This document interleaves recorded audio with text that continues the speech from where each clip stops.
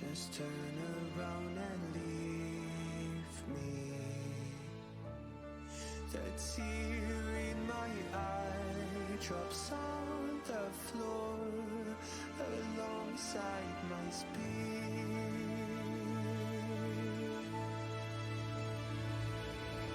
My knees are drenching in the blood I spill just to get in.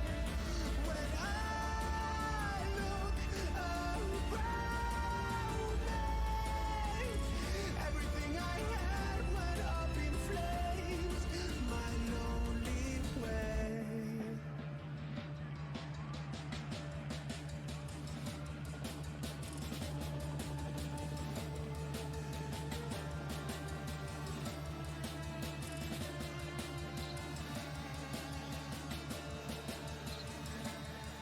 When I look around me, everything I had went up in flames. My lonely way.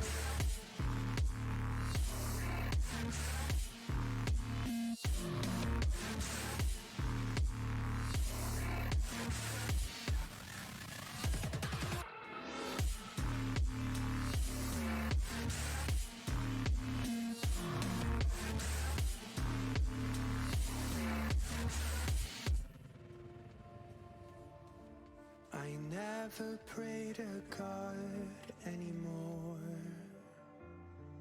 I'd rather no one hurt me. Redemption, I have waited for you to come and drown all my sin.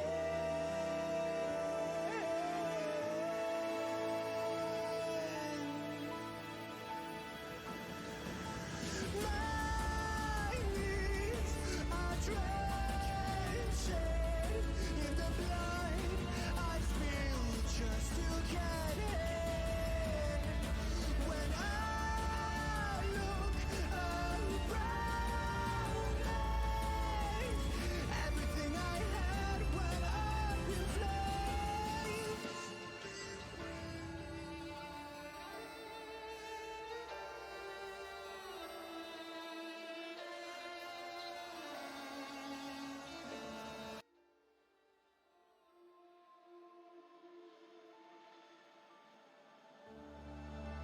I don't wanna fight anymore. Just turn around and leave me. The tear in my eye drops on the floor alongside my speed.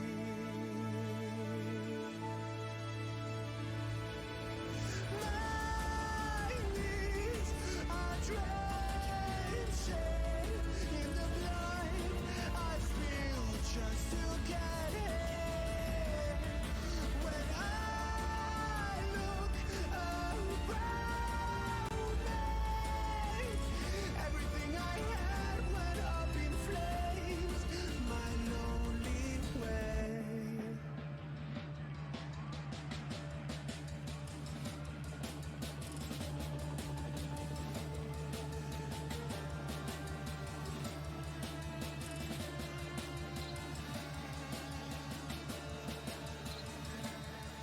When I look around me, everything I had went up in flames. My lonely way.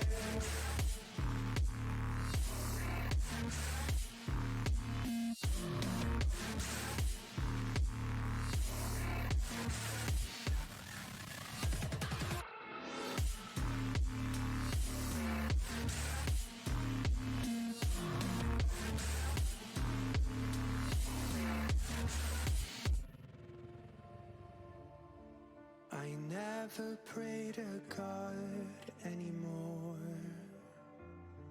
I'd rather no one hurt me. Redemption, I have waited for you to come drown all my sins.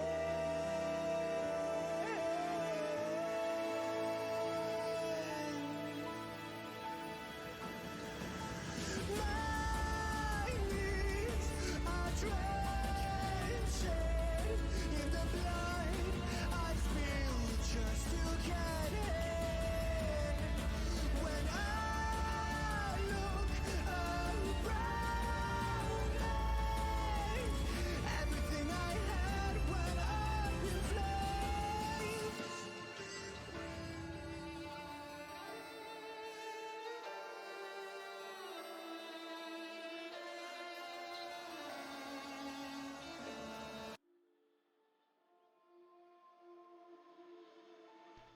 Okay, let's get started. I think I'm over my coughing fit.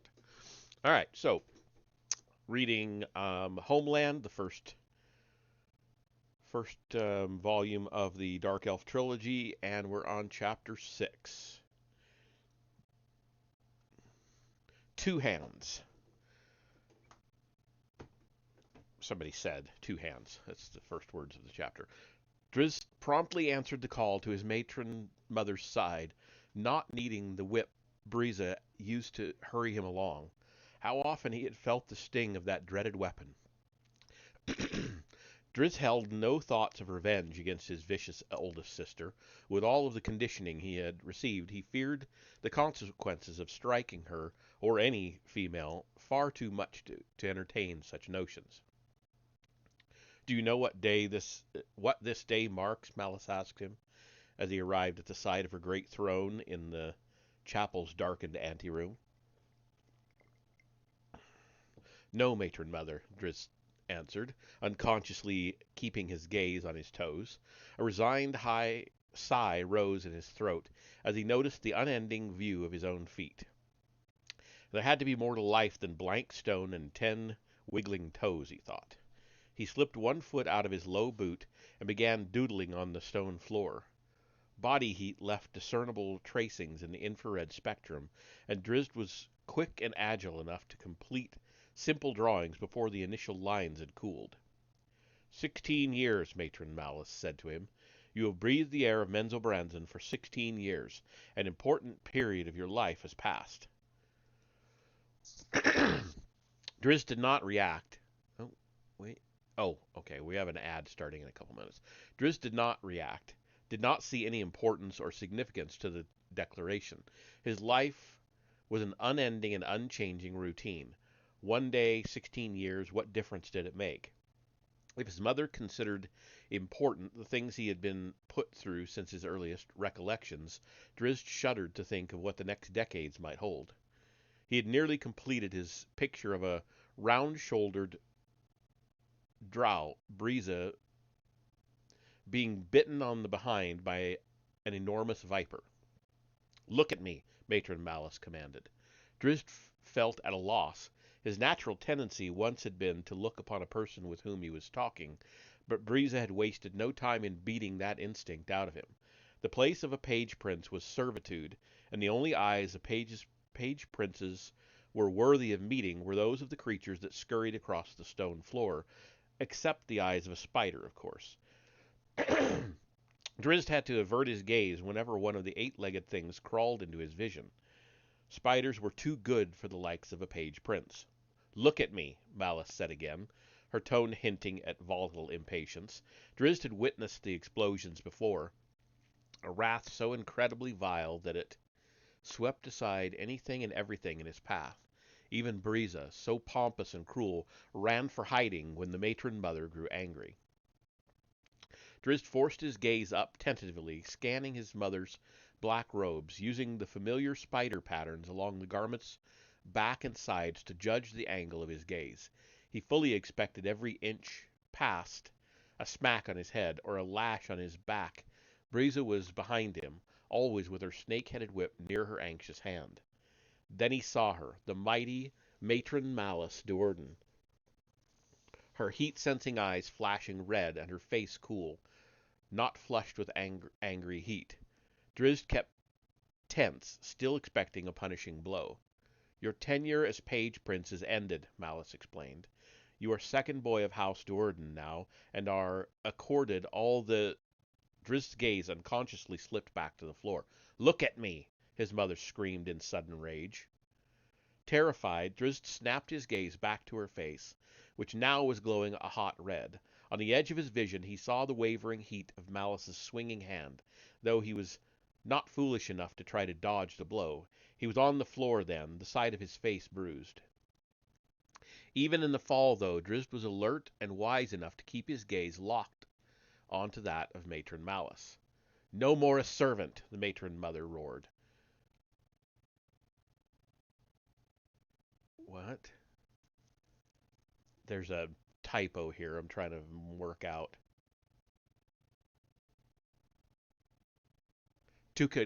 Say, to continue acting like one would bring disgrace to our family. She grabbed Drizzt by the throat and dragged him roughly to his feet. "If you dishonor House Duerden," she promised, her face an inch from his, "I will put needles into your purple eyes." Drizzt didn't blink. In the 6 years since Virna had relinquished care of him, putting him into general servitude to all the family, he had come to know Matron Malice well enough to understand all of the subtle connotations of her threats. She was his mother, for whatever that was worth, but Drizzt did not doubt that she would enjoy sticking needles in his eyes.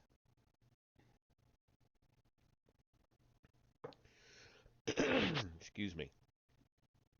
Oh, we're in an ad.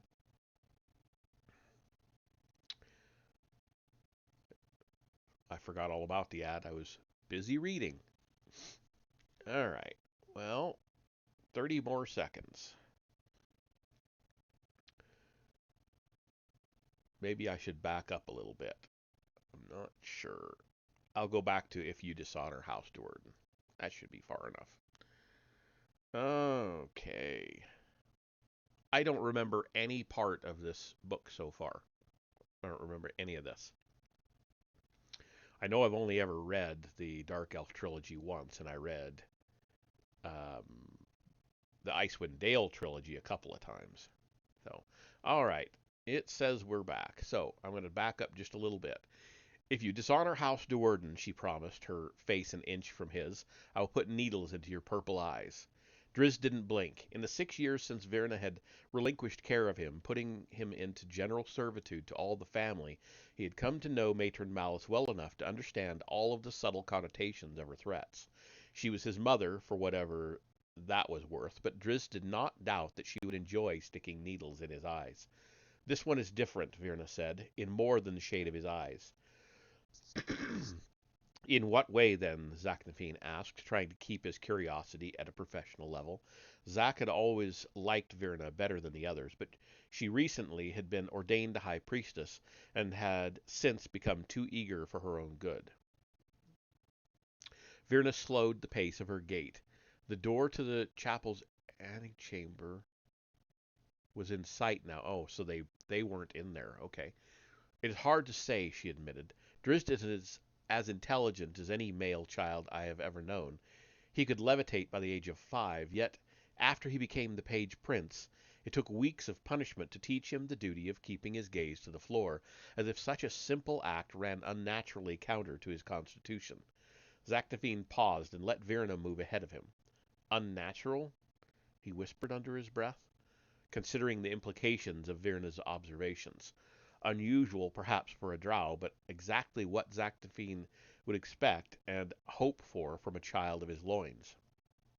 He moved behind Virna into the lightless anteroom. Malice, as always, sat in her throne at the head of the spider idol, but all the other chairs in the room had been moved to the walls, even though the entire family was present. This was to be a formal meeting. Zach realized, for only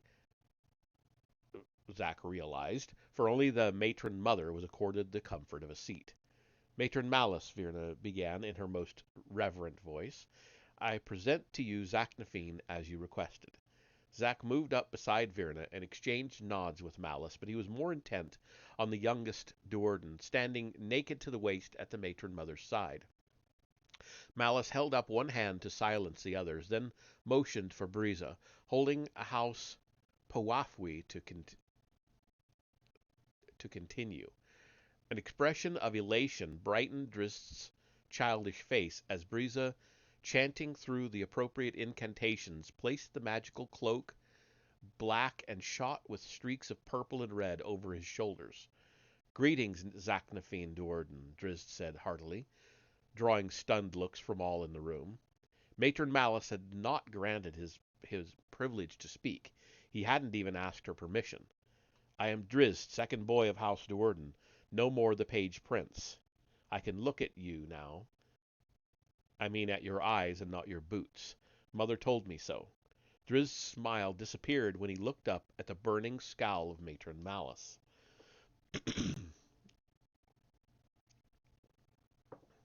Virna stood as if turned to stone, her jaw hanging open and her eyes wide in disbelief.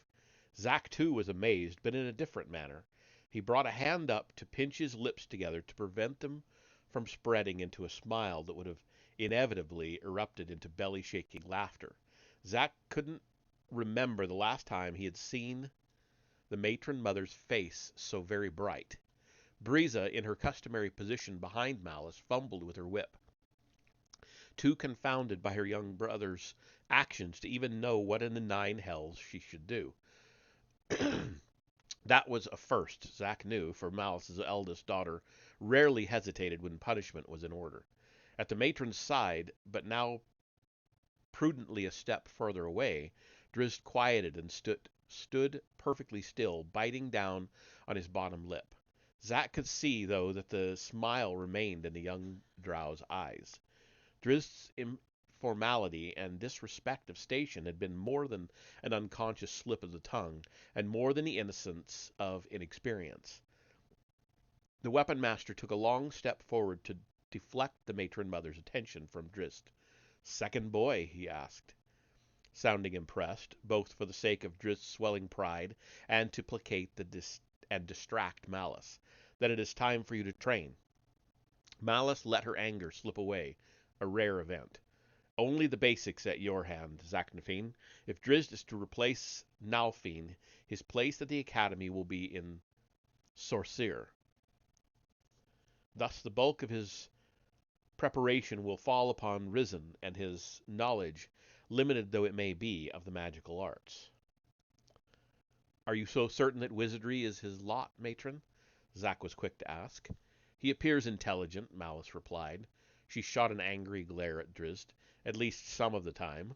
Virna reported great progress with his command of the innate powers. Our house needs a new wizard." Malice snarled reflexively, reminded of Matron Bainray's pride in her wizard son, the archmage of the city. It had been 16 years since Malice's meeting with the first matron mother of Menzoberranzan, but she had never forgotten even the tiniest detail of that encounter. Sorcerer seems the natural course. Zack took a flat coin from his neck purse, flipped it into a spin, and snatched it out of the air. "Might we see?" he asked. "As you will," Malice agreed, not surprised at Zack's desire to prove her wrong. Zack placed little value in wizardry, preferring the hilt of a blade to the crystal rod component of a lightning bolt.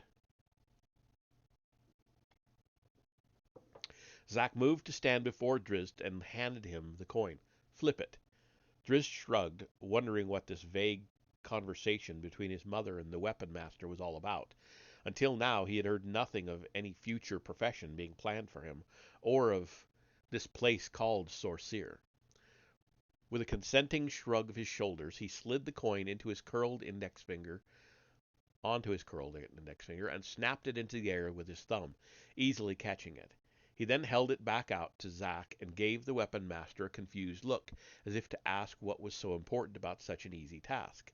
Instead of taking the coin, the weapon master pulled another from his neck purse. "Try both hands," he said. To Drizzt, handing it to him. Drizzt shrugged again, and in one easy motion put the coins up and caught them. Zack turned an eye on Matron Malice. Any drow could have performed that feat, but the ease with which this one executed the catch was a pleasure to observe. Keeping a sly eye on the matron, Zack produced 2 more coins. "Stack 2 on each hand and send all 4 up together," he instructed Drizzt. 4 coins went up, 4 coins were caught. The only parts of Drizzt's body that had even flinched were his arms. Two hands, Zack said to Malice. This one is a fighter. He belongs in melee Magthir.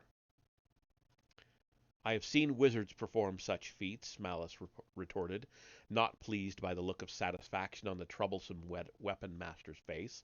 Zack once had been Malice's proclaimed husband, and quite often since that distant time she took him as her lover. His skills and agility were not confined to the use of weapons, but along with the pleasures that Zaknafine gave to Malice, sensual skills that had prompted Malice to spare Zack's life on more than a dozen occasions, came a multitude of headaches. He was the finest weapon master in Menzoberranzan, another fact that Malice could not ignore, but his disdain, even contempt for the Spider Queen, had often landed House de Urden into trouble. Zack handed 2 more coins to Drizzt, now enjoying the game. Drizzt put them into motion. 6 went up, 6 came down, the correct 3 landing in each hand. 2 hands, Zack said more emphatically. Matron Malice motioned for him to continue, unable to deny the grace of her youngest son's display. Could you do it again? Zack asked Drizzt. With each hand working independently, Drizzt soon had the coins stacked atop his index fingers, ready to flip. Zack stopped him there and pulled out 4 more coins, building each of the piles 5 high. Zack paused a moment to study the concentration of the young drow, and also to keep his hands over the coins and ensure that they were brightened enough by the warmth of his body heat for Drizzt to properly see them in their flight. Catch them all, second boy, he said, in all seriousness. Catch them all, or you will land in Sorceer, the school of magic that is not where you belong. Drizzt still had only a vague idea of what Zack was talking about, but he could tell from the weapon master's intensity that it must be important. He took a deep breath to steady himself, then snapped the coins up. He sorted their glow quickly, discerning each individual item. The first 2 fell easily into his hands, but Drizzt saw that the scattering pattern of the rest would not drop them so readily in line. Drizzt exploded into action, spinning a complete circle, his hands an undecipherable blur of motion. Then he straightened suddenly and stood before Zack. His hands were in fists at his sides, and a grim look lay on his face. Zack and Matron Malice exchanged glances, neither quite sure of what had happened. Drizzt held his fists out to Zack and slowly opened them, a confident smile widening across his childish face, 5 coins in each hand.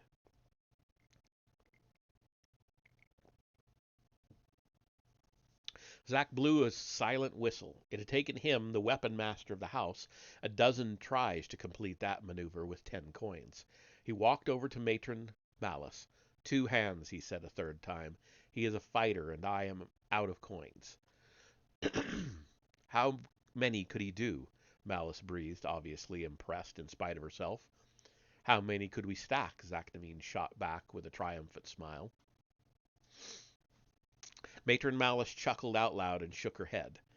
She had wanted Drizzt to replace Nalfine as the house wizard, but her stubborn weapon master had, as always, deflected her course. Very well, Zaknafine, she said, admitting her defeat. The second boy is a fighter. Zack nodded and started back to Drizzt. Perhaps one day soon to be the weapon master of House de Urden, Matron Malice added to Zack's back. Her sarcasm stopped Zack short, and he eyed her over his shoulder. With this one, Matron Malice continued wryly, wrenching back the upper hand with her usual lack of shame. Could we expect anything else? Anything less? Risen, the present patron of the family, shifted uncomfortably. He knew, and so did everyone, even the slaves of House de Urden, that Drizzt was not his child. 3 rooms? Drizzt asked when he and Zack entered the large training hall at the southernmost end of the Duerden complex. Suddenly shifted on me here. Balls of multicolored magical light had been spaced along the length of the high-ceilinged stone room, basking the entirety in a comfortably dim glow. The hall had only 3 doors, one to the east, which led to an outer chamber that opened onto the balcony of the house, one directly across from Drizzt on the south wall leading into the last room in the house, and one from the main hall that they had just passed through. Drizzt knew from the many locks Zack was now fastening behind them that he wouldn't often be going back that way. One room, Zack corrected. But two more doors, Drizzt reasoned, looking out across the room, with no locks. Ah, Zack corrected. Their locks are made of common sense. Drizzt was beginning to get the picture. That door, Zack continued, pointing to the south, opens into my private chambers. You do not ever want me to find you in there. The other one leads to the tactics room, reserved for times of war. When, if you ever prove yourself to my satisfaction, I might invite you to join me there. That day is years away, so consider this single magnificent hall, he swept his arm out in a wide arc, your home. Drizzt looked around, not overly thrilled. He had dared to hope that he had left this kind of treatment behind him with his page prince days. This setup, though, brought him back even to before his 6 years of servitude in the house. Back to that decade when he had been locked away in the family chapel with Virna. This room wasn't even as large as the chapel, and was too tight for the likings of the spirited young drow. His next question came out as a growl. Where do I sleep? Your home, Zack answered matter-of-factly. Where do I take meals? Your home. Drizzt's eyes narrowed to slits, and his face flushed in glowing heat. Where do I, he began stubbornly, determined to foil the weapon master's logic. Your home, Zack replied, in the same measured and weighted timbre, before Drizzt could finish the thought. Drizzt planted his feet firmly and crossed his arms over his chest. It sounds messy, he growled. It had better not be, Zack growled back. Then what is the purpose? Drizzt began. You pull me away from my mother. You will address her as Matron Malice, Zack warned. You will always address her as Matron Malice. From my mother, Zack's new interruption came not with words, but with the swing of a curled fist. Drizzt awoke about 20 minutes later. First lesson, Zack explained, casually leaning against the wall a few feet away. For your own good, you will always address her as Matron Malice. Drizzt rolled to his side and tried to prop himself up on his elbow, but found his head reeling as soon as it left the black-rugged floor. Zack grabbed him and hoisted him up.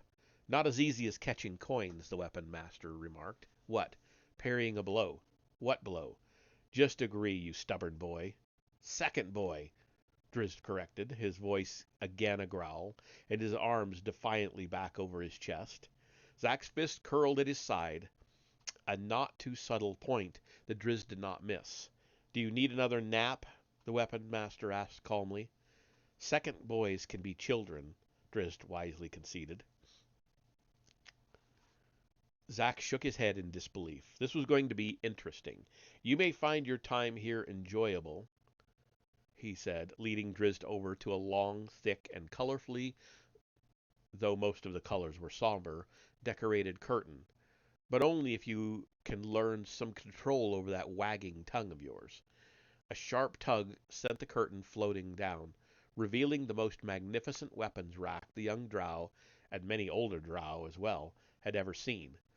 Pole arms of many sorts, swords, axes, hammers, and every other kind of weapon Drizzt could imagine, and a whole bunch he'd never imagined, sat in an elaborate array. Examine them, Zack told him. Take your time and your pleasure. Learn which one sits best in your hands. Follow most obediently the commands of your will. By the time we have finished, you will know every one of them as a trusted companion. Wide-eyed, Drizzt wandered along the rack, viewing the whole place and the potential of the whole experience in a completely different light. For his entire young life, 16 years, his greatest enemy had been boredom. Now it appeared Drizzt had found weapons to fight that enemy. Zack headed for the door to his private chamber, thinking it better that Drizzt be alone in those first awkward moments of handling new weapons. The weapon master stopped, though, when he reached his door and looked back to the young Urden. Drizzt swung a long and heavy halberd, a polearm more than twice his height, in a slow arc. For all of Drizzt's attempt to keep the weapon under control, its momentum spun his tiny frame right to the ground. Zack heard himself chuckle, but his laughter only reminded him of the grim reality of his duty. He would train Drizzt as he had trained 1,000 young Dark Elves before him, to be a warrior preparing him for the trials of the Academy and life in dangerous Menzoberranzan. He would train Drizzt to be a killer. How against this one's nature that mantle seemed, thought Zack. Smiles came too easily to Drizzt. The thought of him running a sword through the heart of another living being revolted Zaknafein. That was the way of the drow, though, a way that Zack had been unable to resist for all of his 4 centuries of life. Pulling his stare from the spectacle of Drizzt at play, Zack moved into his chamber and shut the door. Are they all like that? He asked into his nearly empty room. Do all drow children possess such innocence, such simple, untainted smiles that cannot survive the ugliness of our world? Zack started for the small desk to the side of the room, meaning to lift the darkening shade off the continually glowing ceramic globe that served as the chamber's light source. He changed his mind as that image of Drizzt's delight with the weapons refused to diminish, and he headed instead for the large bed across from the door. Or are you unique? Or are you unique, Drizzt Do? He continued as he fell into the cushioned bed. And if you are so different, what then is the cause? The blood, my blood, that courses through your veins, or the years you spent with your wean mother? Zack threw an arm across his eyes and considered the many questions. Drizzt was different from the norm, he decided at length, but he didn't know whether he should thank Virna or himself. After a while, sleep took him, but it brought the weapon master little comfort. A familiar dream visited him, a vivid memory that would never fade. Zaknafein heard again the screams of the children of House de Vere as the Duerden soldiers he himself had trained, slashed at them.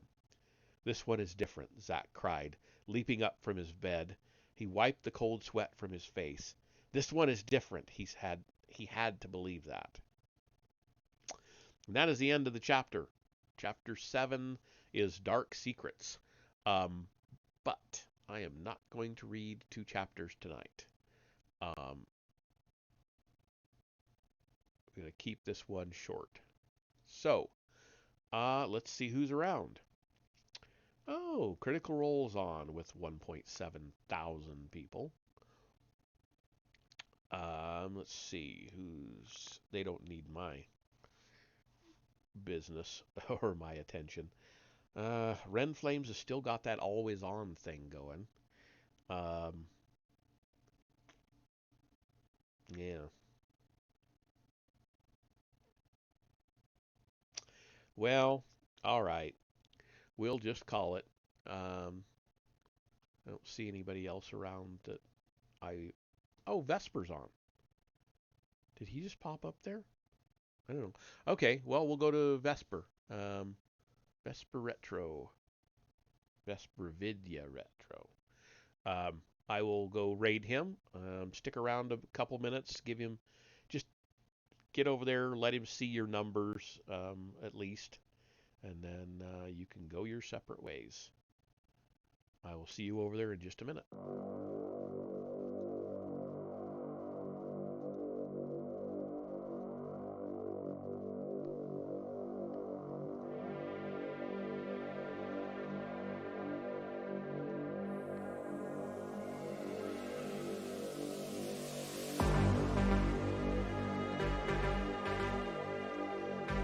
The heck is he playing tonight?